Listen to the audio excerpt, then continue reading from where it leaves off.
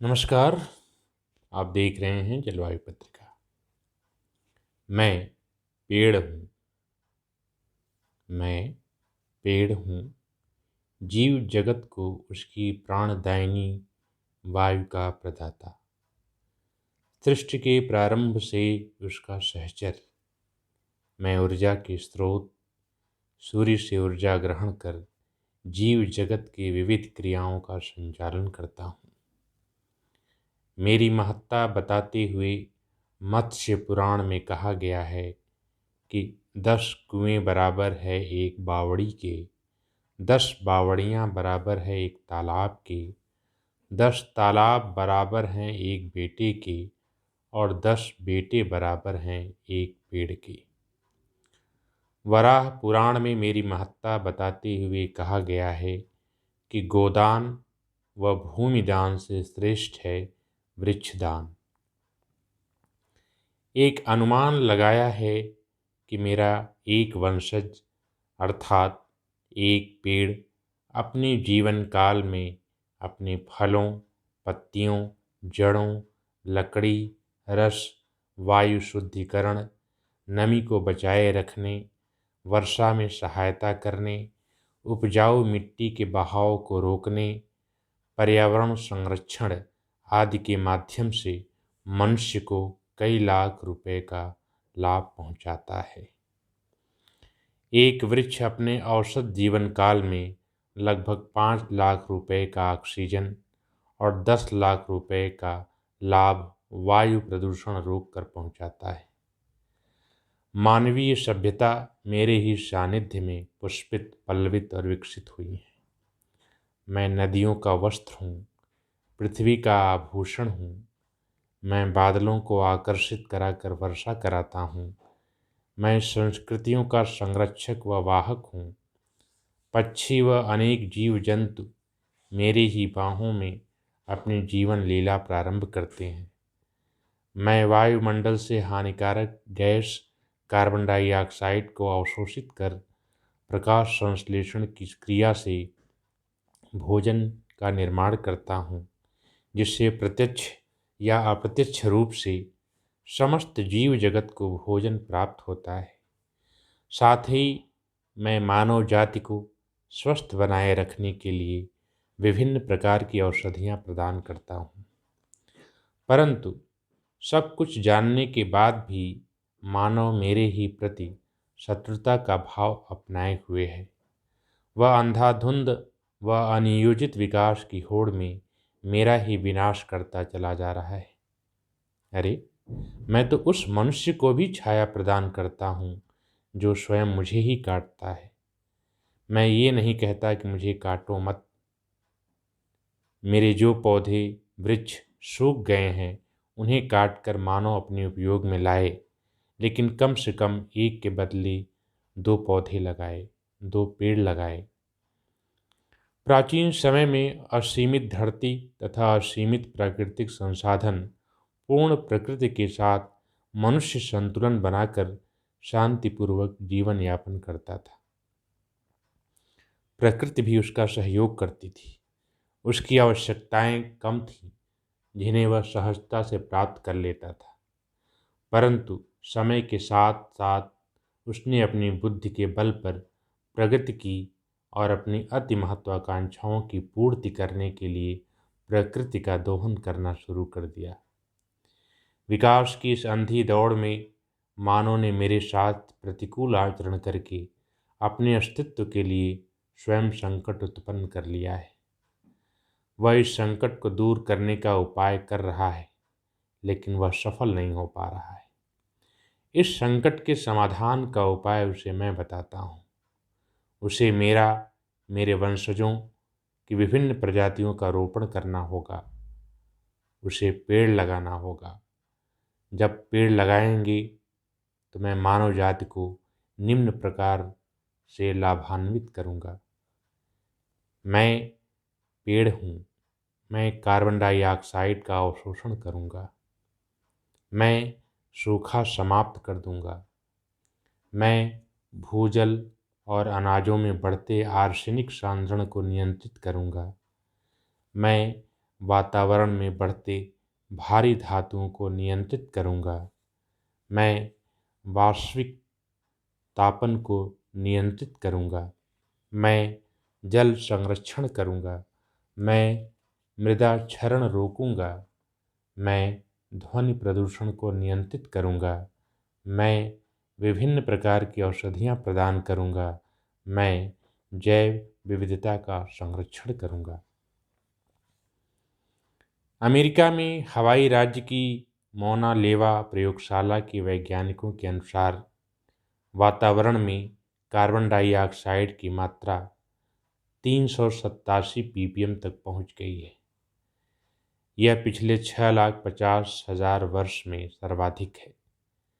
पिछले दशक में कार्बन डाइऑक्साइड की मात्रा में सर्वाधिक वृद्धि 2007 में रही, जो कि 2014 ppm थी, जबकि 1970 से 2000 के बीच यह दर 1.34 ppm थी। शोधकर्ताओं का मानना है कि कार्बन डाइऑक्साइड अवशोषित करने की पृथ्वी की प्राकृतिक क्षमता कम होती जा रही है। परंतु मेरा कहा मानिए, आप मेरी संख्या बढ़ाएं, पेड़ लगाएं, मैं वातावरण की अनियंत्रित कार्बन डाइऑक्साइड को अवशोषित कर लूँगा और मानव जगत को उसकी इस चिंता से पूर्णतया मुक्त दिला दूँगा। सूखा आजकल एक विश्वव्यापी समस्या का रूप लेता चला जा रहा है। एशिया समेत अन्य महाद्वीपों में इस समस्या से निजात पाने के लिए कृत्रिम वर्षा की दिशा में प्रयास किए जा रहे हैं। शोध कार्य भी किए जा रहे हैं।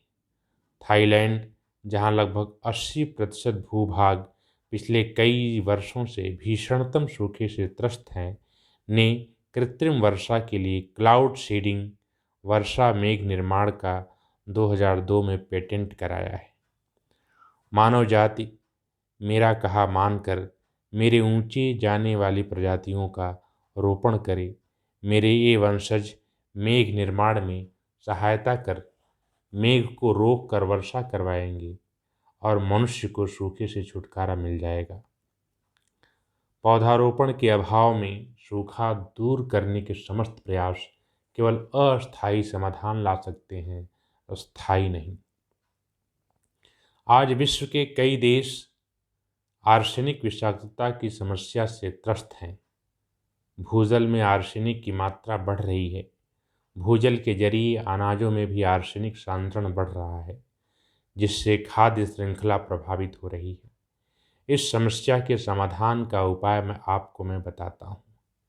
मेरे वंशज धान की प्रजातियों सरयू 52, सांभा 5202 व पंत 4 का रोपण करिए। इन प्रजातियों के जड़ों के आसपास एक जीवाणु रोडोसोमोनास पैलिस्ट्रिस वृद्धि करता है। इस जीवाणु के अंदर पाया जाने वाला एक gene arsenite S adenosyl methyl transferase भूजल के आर्सेनिक का अवशोषण कर लेता है, जिससे पौधों को आर्सेनिक रहित जल प्राप्त होता है। इस प्रकार भूजल का आर्सेनिक सांद्रण कम होता है, साथ ही अनाजों के अंदर का भी। अब तो मेरे इस महत्व को राष्ट्रीय वनस्पति अनुसंधान लखनऊ ने भी शोध द्वारा सिद्ध कर दिया है। मनुष्य द्वारा प्राकृतिक संसाधनों के अविवेकपूर्ण व अनैतिक दोहन से पर्यावरण में अन्य समस्याओं के साथ साथ विषैली धातुओं की मात्रा में अप्रत्याशित वृद्धि हुई है, जिनका घनत्व लगभग 6.5 ग्राम प्रति घन सेंटीमीटर हो गया है। वातावरण में इन विषैली धातुओं की बढ़ती मात्रा मानव के साथ साथ संपूर्ण जैव जगत के लिए घातक होती जा रही है। मेरी प्रजातियों में इन विषैली धातुओं को अवशोषित करने के गुण हैं। इन प्रजातियों का रोपण इस समस्या से मुक्ति दिला देगा। मेरे पुत्र सदाबहार कैथेरेंथस व इंसिया रोजी में ट्राई नाइट्रोटालुइन जैसे विस्फोटकों में उपस्थित भारी धातुओं को विघटित करने की जबरदस्त क्षमता है। अरेबिडोप्सिस थैलियाना जमीन से पारा अवशोषित कर उसे वायु में उड़ा देता है, जिससे मिट्टी में पारे की मात्रा कम हो जाती है। ब्रैसिका जिनसिया में cadmium, chromium, copper, lead, arsenic, selenium व मैग्नीशियम को अवशोषित करने की क्षमता है। हाइड्रिला वर्टिसिलेटा व कैरा कोरालाइना में क्रोमियम व कैडमियम की उच्च संचयन क्षमता विद्यमान है। हाइड्रोडिक्टियान रेटिकुलेटम में मैंगनीज व आयरन के अधिसंचयन की अपार क्षमता है। मेरे इन पुत्रों का रोपण किया जाए तो भारी धातुओं के बढ़ते सांद्रण से मैं मनुष्य को मुक्त दिला दूंगा। अधिक सुख सुविधा जुटाने की होड़ में मानव वायुमंडल में ऊष्माशोषी गैसों जैसे कार्बन डाइऑक्साइड, जलवाष्प, nitrous oxide, methane, chlorofluorocarbon, sulphur hexachloride, trifluoromethyl, sulphur pentachloride आदि की मात्रा बढ़ाता चला जा रहा है, जिसके परिणाम स्वरूप उसे वैश्विक तापन व जलवायु परिवर्तन जैसे गंभीर समस्याओं का सामना करना पड़ रहा है। इससे बचने का रास्ता यही है कि विश्व के मनुष्य एक होकर पेड़ लगाएं। पृथ्वी पर उपस्थित मेरी संख्या कम होने की वजह से बहुत सारा नुकसान सहना पड़ रहा है, इसलिए सबसे ज़्यादा पौधारोपण किया जाए और पृथ्वी पर गैस कार्बन डाइऑक्साइड का मैं अवशोषण कर लूँगा, जिसके परिणाम स्वरूप वैश्विक तापन व जलवायु परिवर्तन की समस्या का समाधान अधिकांशतः हो जाएगा। जो थोड़ी बहुत समस्या बचेगी उसे मानव जाति ऊर्जा के वैकल्पिक स्रोतों का प्रयोग करके समाप्त कर देगा, लेकिन यह तभी संभव है जब मेरी संख्या बढ़ाई जाए, अर्थात पौधारोपण किया जाए और साथ ही साथ मानव जाति कार्बन डाइऑक्साइड उत्पन्न करने वाले पदार्थों का उपयोग कम से कम करे। आज पूरा विश्व पेयजल की कमी के साथ साथ भूजल की भी कमी से सामना जूझ रहा है। पौधों की जड़ें जल को अवशोषित कर मिट्टी में बनाए रखती हैं। जड़ें वर्षा जल का भी संचयन करती हैं। विभिन्न प्रकार की घासों का जल संचयन में बड़ा योगदान देता है, इसलिए मानव पौधारोपण करे, जल संचयन मैं करूँगा। पौधों की जड़ें मिट्टी को बांधे रहती हैं, जिससे हवा के झोंकों व वर्षा की बूंदों के कारण मिट्टी बहने नहीं पाती है। साथ ही जड़ें मिट्टी को पोरस बनाती हैं तथा मिट्टी की जल धारण क्षमता को बढ़ाती हैं। अतः पौधारोपण के द्वारा मैं मृदा क्षरण को भी नियंत्रित करूंगा। बढ़ते नगरीकरण और औद्योगिकीकरण के कारण चारों तरफ ईंट और कंक्रीट के जंगल खड़े हो गए हैं। इन जंगलों में रहने वाले मानव आज ध्वनि प्रदूषण से ग्रसित होकर उच्च रक्तचाप, न्यूरोटिक मेंटल डिसऑर्डर, आँख की पुतलियों में खिंचाव और तनाव इत्यादि भयंकर बीमारियों से ग्रस्त हो रहा है। मैं कहता हूँ कि आप मेरा रोपण करें। यदि आपके आसपास पौधा लगाने के लिए जगह नहीं है तो सड़कों के किनारे, रेल पटरियों के किनारे पौधारोपण करें। मेरे वंशज, मेरे पुत्र ध्वनि की तीव्रता को 15 से 25 डेसिबल तक कम कर देंगे। मेरे वंशज मानव को अनेक प्रकार की औषधियाँ प्रदान करते हैं। पीपल वायु को शुद्ध करता है, साथ ही पेट के विकारों, मूत्र रोग, कटने छिलने पर इसका उपयोग किया जाता है। नीम एक अच्छा कीटनाशक है। केला श्वास रोग, मूत्र रोग, मधुमेह इत्यादि में उपयोग किया जाता है। शरीर की किसी भी प्रकार की एलर्जी, दांतों में मवाद से गुलाब छुटकारा दिलाता है। साथ ही यह माइग्रेन में भी प्रयोग किया जाता है। उल्टी, दस्त, दाद, हैजा, छाले, कब्ज में भी इसका प्रयोग होता है। पेट रोग, नेत्र रोग, नाक सीर के लिए आंवला रामबाण है। सर्पगंधा, अश्वगंधा, कालमेघ, पैपावर इत्यादि पौधे कैंसर, रक्तचाप इत्यादि बीमारियों के उपयोग में आते हैं। अतः आप मेरा रोपण करें, मैं आपको बीमारियों से मुक्ति दिलाऊंगा। जैव विविधता तथा पर्यावरण दोनों मानव के लिए महत्वपूर्ण है। यह मानव जाति को खाद्य पदार्थों, ड्रग्स एवं दवाइयों, सौंदर्यात्मक एवं सांस्कृतिक दृष्टि से महत्वपूर्ण होने के साथ साथ पारिस्थितिकीय दृष्टि से भी लाभदायक है। परंतु मानव ने औद्योगिकीकरण, नगरीकरण, कृषि का विज्ञानीकरण तथा जनसंख्या विस्फोट के कारण जैव विविधता को तीव्र नुकसान पहुंचाया है। आज कई जंतु व वनस्पति प्रजातियां लुप्त हो गई हैं या लुप्त होने की कगार पर हैं। अगर जैव विविधता का संरक्षण नहीं किया गया तो कुछ समय के बाद मानव के अस्तित्व पर खुद संकट उत्पन्न हो जाएगा। अतः मानव मेरा रोपण करे, जंगल बसाए, जैव विविधता का संरक्षण मैं करूँगा। आज आवश्यकता इस बात की है कि मानव की विकास योजनाएं पर्यावरण संरक्षण पर आधारित हों। मनुष्य जगह विशेष की जलवायु को पहचान कर वहाँ अधिक अन्न के साथ साथ अधिक फल, लकड़ी, रसायन वाले पेड़ पौधों की प्रजातियों का रोपण करें। वैसे कहना न होगा कि केंद्रीय पर्यावरण मंत्रालय, राज्य पर्यावरण मंत्रालय व प्रत्येक जिले के वन विभागों ने विगत कुछ वर्षों में खरबों रुपए के पौधे लगवाए हैं। लेकिन मैं पूछता हूँ कि इन पौधों का अस्तित्व कहाँ है? विभिन्न अवसरों पर राजनेता, नेता, नौकरशाह, अभिनेता पौधारोपण कर सामाजिक मनुष्य होने का दंभ भरते हैं। क्या इनकी कोई जवाबदेही नहीं है?